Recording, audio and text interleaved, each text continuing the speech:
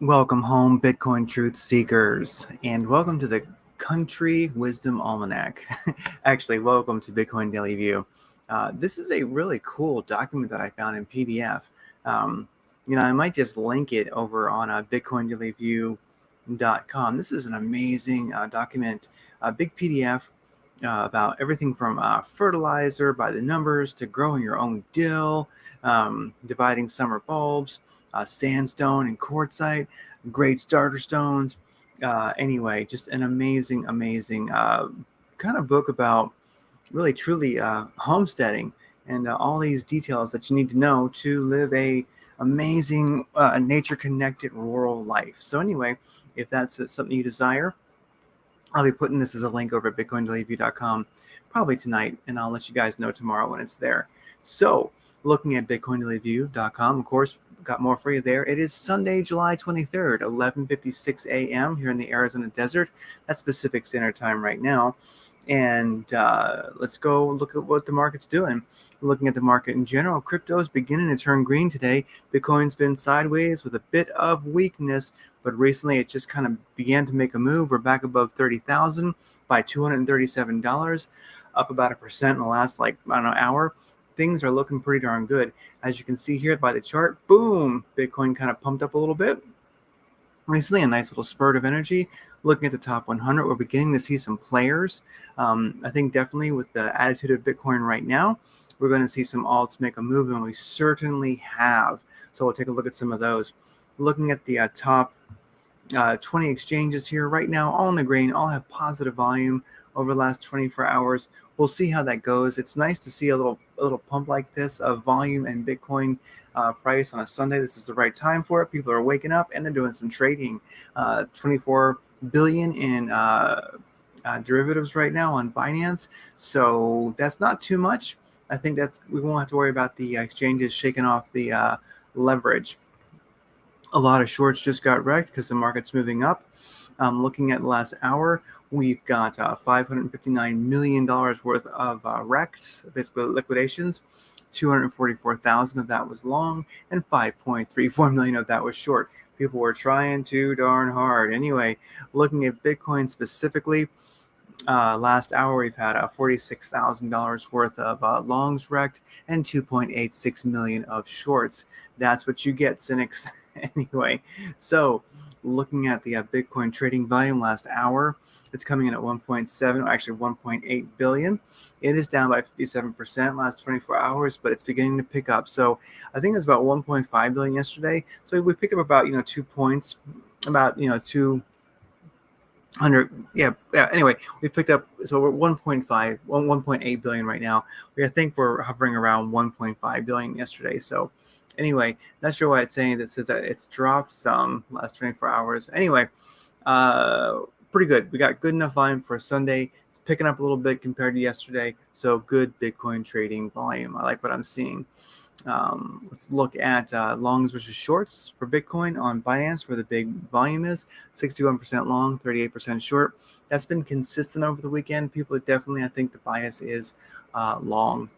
Looking at this chart right here, this is the 4-hour chart. You can see this nice little spurt of energy that we just had. We're challenging previous basically resistance right now. You can see right here that this 4-hour chart that a bunch of shorts did get wrecked just now because of this move. Let's look at the 15-minute chart. Yeah, 15-minute chart.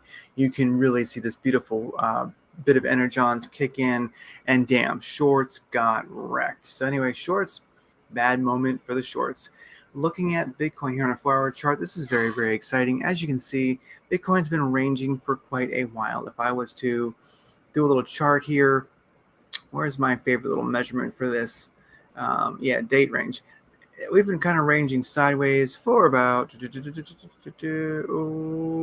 going like 31 days and 16 hours right now. So we just made a move. What's exciting right now is we did lose on the 4-hour chart. We lost the 200 moving average, and but right now we're just beginning to challenge it. That's going to be some resistance for sure. But if we can break above that 4-hour or 200 moving average, that's going to be really powerful. And if I shoot a kind of a horizontal ray here, you can see we're dealing with, boom, a lot of previous support and resistance right there. So if we break above that, we're also breaking above the 200 moving average, and that is pretty darn powerful. So I like what I'm seeing there. Let's see if we break above. You can see the whales, basically this is kind of a whale range. You can see the whales basically sell that top, or they short it and they buy that bottom, or they long it. One way or the other, they're making money. They're keeping it right where they want it. Got the conference call going, and they're making money. So right now, let's see what happens with this 200 moving average on the for the 4-hour chart. Looking at the squeeze indicator, we're about to turn positive. We're in a squeeze right now, so we're kind of indecisive. We're about to turn positive. Directional index has turned green. ADX is not quite picked up, so don't get too excited. We are seeing some volume come in. If we do look here, let's go to a 45-minute chart for some immediate price action. Just checking something here. Yeah, everything's good. For immediate price action, this is pretty nice. I like what I'm seeing here. Immediate price action, it's looking really good. I like it. So immediate price action on the 45-minute chart. We broke above the 200 moving average, broke above the 314. Did it within, like, I think 2 or 3 candles. We got a blue diamond merit badge there. Squeeze indicator is looking great. Directional index is looking good. ADX is almost where it needs to be, and we have nice volume. So 45-minute chart definitely shows a nice break. This is good. So we'll see if this continues. What I'm going to do really is I'm going to put in go to my 4-hour chart here, and I'm going to put in an alert here if we break above that 200 moving average in the 4-hour chart. If we actually find support there, that might be a great way to bring in the new week. Bitcoin's given some back. Squeeze indicator would show basically something like this. You always have this nice little pattern that you see here. Little pattern will probably complete like this, So it wouldn't surprise me if we kind of go like that and find support in the 200 moving average and continue moving up. Maybe it's time to go to the top of this channel again. That would not be bad. If that actually was the case, if we got to the top of this channel, or I should say sideways, this range basically. If we got to the top of that, from where we're sitting right now, basically off the 200 moving average, if we got to the top again, it's like 3%. Easily. So I'll probably put a trailing take profit in around 3% with a variance of like 1 or 2% and see how much of this range I can get. It's not a bad deal. So anyway, not financial advice, but that's kind of what I'm planning on doing. But I need to see a break above this 200 moving average first, and I do really think that we're probably going to see a little bit of a struggle, a break, come back, test it, then start moving up, and that's when I'll get in and I'll sell basically about 2 or 3%. I'll work this range if all is looking good. All right, looking at XRP versus USDT, the Fibonacci sequence kind of tells the whole story. We're going to see what happens. XRP is definitely reacting to Bitcoin making a move. It's getting some green action. We'll see if it can get above the 382 fib, which is right around 7.7611. We'll see if it gets above that. Definitely if Bitcoin's healthy and we get no more nasty news from the SEC, if Gary Gensler keeps his hole shut, then I think definitely we could see XRP make a little bit of a move this week. Definitely, we do have the squeeze indicator just going to show it's time for a run back up. Just keep your eye on it. I wouldn't take any big chances with XRP right now, personally. If I wasn't already in it and in a profit with a stop loss in profit, I'd be out. So I wouldn't trade it right now. It's just my take on it. It's not certain. We'll see what happens. It might start running again this week. It's all about, right now, I kind of figured the SEC, I didn't think Gary Gensler was going to take that judge's ruling lying down, and he did not. And so we'll see how it goes. But really, it's not surprising XRP pumped. It's surprising to somehow much it pumped. But also what's very surprising is that it has not completely dumped and given it all back after the demonic Gary Gensler opens his hole. So anyway, which, let's face it, maybe it was priced in. We all knew that he would. Narcissistic psychopaths don't take getting their asses kicked or being slighted laying down. Link versus USD. This thing is a 4-hour chart, looking very, very good. We have so many alts that are doing exactly this right now. They kind of pumped. They've been going sideways this weekend. We'll see what they do. Link's very unpredictable. It's kind of overextended. I wouldn't be getting into it right now. We have 2 beautiful runs here in the squeeze indicator. It's kind of, volumes going down here on the directional index. I'm just showing this because it definitely made a beautiful run. Link's made people some money. I'm going to stay out of it right now here on the 4-hour chart because let's actually nix this part here. Let's maximize this. Is there anything that we can see here on the 4-hour chart? Like, is there any way you could actually do, like, could we see in kind of a channel here? I mean, possibly you could kind of call that like, an upwards channel, and it broke above, but it didn't find support on the top. I guess you could kind of extend it out here. I don't like to quite doing this way. I like to kind of keep with that the first couple of runs here, the first couple higher highs. But really, we don't even have a higher high. We have a high here, then we have a lower high. Is this actually the real higher high here? I mean, if this was the higher high and that was a higher high, if this was a lower low and a lower low, and a lower high, lower high, lower high, I mean, just keep your eye on this one. I mean, maybe we're bouncing off the middle of this channel and we're going to continue up. Definitely possible. It's just not really in a place where I'd want to get in on it right now, but I'm going to watch it, and I'll also watch the 45-minute chart. How's that looking? Pull some data in. 45-minute chart does show that maybe, yeah, look at that. Yeah, squeeze indicator. Maybe on the 45-minute chart, looking at this guy, it's above the 200 moving average, healthy enough and going sideways. Maybe we're going to see this thing move. There is that pattern. Where's that shape?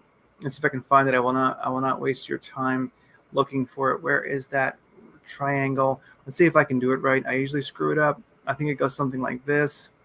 The triangle. Darn it. Try it again. Try it and see if I can get it right. Usually I think it's something like this, right? We draw it like that, right? There we go. Boom, I did it. That's kind of a serious accomplishment. Anyway, let's nix this so you can see it. And it could, we're kind of stretching that triangle. Let's see, could we be doing it? Tell you what, these I guess called triangle, whatever you want to call this actual pattern here. These do tend to eventually break to the upside in general. So let's just see what happens. It looks like on the 45-minute chart, we might be heading for a breakout above. Keep an eye on Link versus USDT. It could be a player, but be careful. XDC really ran versus USDT recently. Like a lot of things, towards the end of the week, it ran hardcore. Now it's been going sideways, but it did visit the .5 fib level. It's kind of in a spot that I don't really want to trade it. I think it's gotten huge volume. It's run really, really good. I'm going to keep an eye on this thing with the fib sequence. Would not surprise me if this one, if it really is a healthy, good run, it might do a 618 bounce or something like that and continue up. We'll keep an eye on it, but definitely it looks like it's probably time for it to give some back, but it's one to watch. OGN has lost its damn mind. OGN versus USDT. And watch alts. If you like alts, if there's alts that you're watching or ones that you like, keep an eye on them, because with Bitcoin's current move, definitely we could roll into Monday and throughout the night with some serious crazy runs like this. It's the right situation for them. We're seeing a beautiful movement here above the 200 and the 314. Lots of blue candles by Sam here. It's beautiful, massive volume. This is, but really what's going to happen here. This is a tough one. Let's go to a 45-minute chart. I love seeing things run like this. Origin protocol. 45-minute chart isn't looking too bad. You know what? Massive volume coming in. Massive volume. Honestly, with this guy here, I'm, once again, this is one of the ones I'm going to go into the week watching with a, just a fib sequence, basically. I'm going to start it right here. I'm going to go like that. Boom. And I'll just keep an eye on this one. Definitely it needs to give some back. It's not really in the spot. I don't like playing between the 236 and the 382. I kind of want to see, a real retrace down to the .5 of the 618. And that's definitely a place where you might want to get in. Right here, it's not really the area that I like to mess around in. I think we're going to see this guy either continue to pump, which is just too hard to predict or really get in right now, or we're going to see it basically do a retrace. So we'll keep an eye on it. And then what else? Did we look at XRP? Yeah, XRP definitely making a run a little bit. I mean, it's reacting to Bitcoin being healthy. It might be time in its cycle looking at the indicators to make a run back up. I wouldn't get into it right now. Like I say, but like I say, if the week stays quiet, if there's no more, Gensler babble, maybe we'll see this thing actually run. I think XRP's got a little bit of desire to pump further in it, but bad news definitely smacked it down.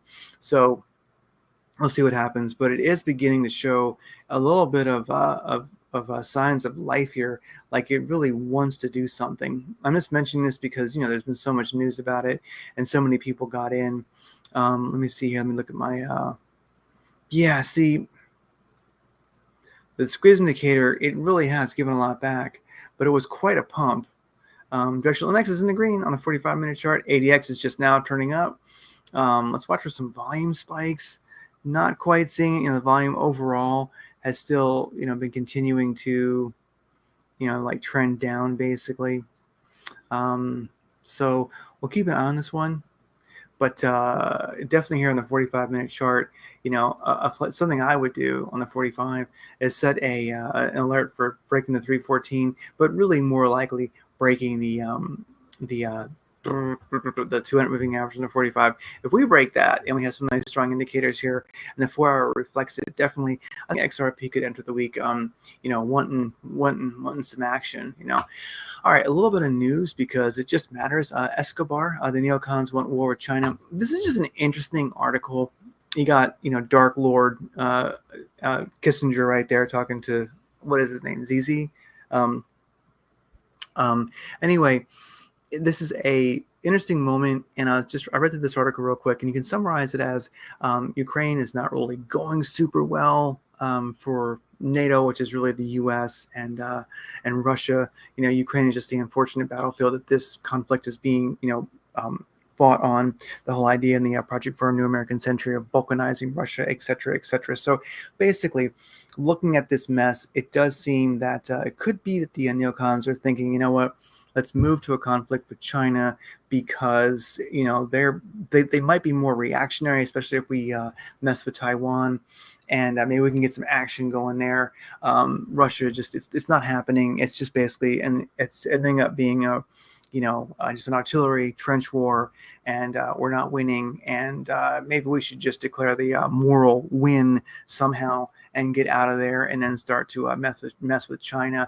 The typical American attention span will have forgotten Ukraine was happening in the course of about 3 hours if we just start saying that, rather than it's Putin's is the mean guy, we'll just say that Xi Jinping is the means guy, and we need to go take on him because, let me guess, human rights violations and democracy. And if you've ever noticed, when you want to actually destroy democracy, have a war over it. Anyway, so here you go. I think that the neocons are pivoting. This has got a lot of mixed signals. Overall, I think a break in the action with Russia will be good to go. And I just, hopefully China, and I don't think they will take the bait of the neocons. And I don't think that Taiwan really is interested in it either. So maybe this whole conflict in Ukraine, and the one that they want to actually start with China. They're also pushing in Syria right now recently. I should actually say that BRICS are working on pushing the U.S. forces out of Syria. So anyway, America might just end up getting kind of like put back in its place a little bit. Just the neocons, not the people, but the neocons. And maybe we'll have a nice quiet time between now and the election. So as the election cycle gets closer, I don't think having any big conflict is really going to help the Biden administration stay in office. So if that's the attempt that the left has to keep Biden in office, or I should say like the WEF style globalists, if that's their desire to keep him in office, maybe this works well. Declare a moral victory in Ukraine, and then slowly push China, but they're probably going to keep it cool unless they feel that they can really win basically against China. I don't know what they're going to do. I have no idea what their plan is, and the neocons don't either. So we'll just see what happens. I'm just hoping that we get a quiet, little bit of time until after the 2024 elections, and maybe I don't know, the world can get its act together and just say no to the neocons. Once again, Country Wisdom Almanac. I'll post this sucker over at bitcoindailyview.com. I'll put it right up top, and I'll mention it next time. This is really, really a fun, beautiful little book to get some ideas. It's amazing how close we have lived and can live with nature, and this is good stuff. So I'll share it, and I'll put it up there like tonight or something, and I'll let you guys know tomorrow. I'll even put it in the show notes in the descriptions of the videos in the future, because we need to get primal, because Bitcoin true seekers are definitely electronic, but they're also optimists.